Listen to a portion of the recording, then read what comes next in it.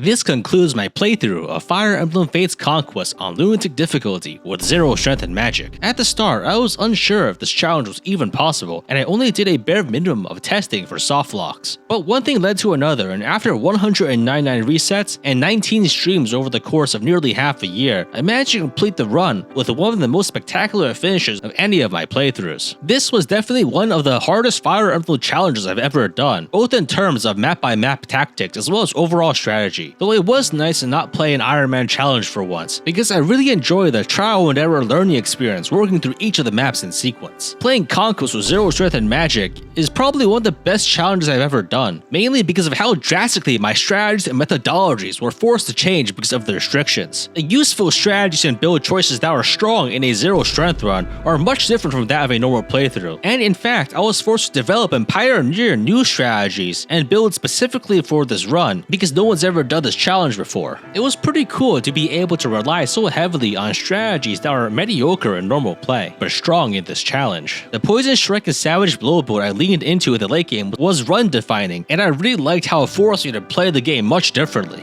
In that way, I think a lot of challenge runs are really at their most interesting when you're treading new ground and doing something other people haven't done before. A great deal of the fun in Fire Emblem, in general, is the novelty of the experience. It's very likely that your first playthrough of the game will be the one you enjoy most, and doing such an extreme challenge run was definitely one way to recapture that feeling. More specifically, the process of concocting your own strategies and plans I think is one of the most fun parts about gaming in general. One thing that I didn't expect this challenge to do was that it forced me to play a lot of Conquest's challenging maps in more or less the intended way, especially the final map. Excessively long-term strategies are really only worth making if there's an adequately difficult obstacle to oppose it, and defeating Takumi by fighting through all of the enemies and sacrificing my entire army definitely meets that standard. And none of this would be possible if Fire Emblem Fates wasn't the amazing game that it is. It simply has so many interesting systems that all contribute to being able to create vastly different gameplay experiences.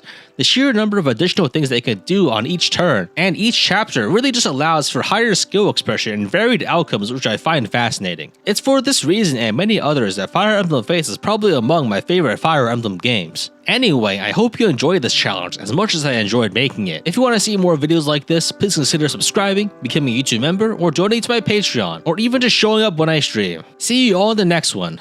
Bye.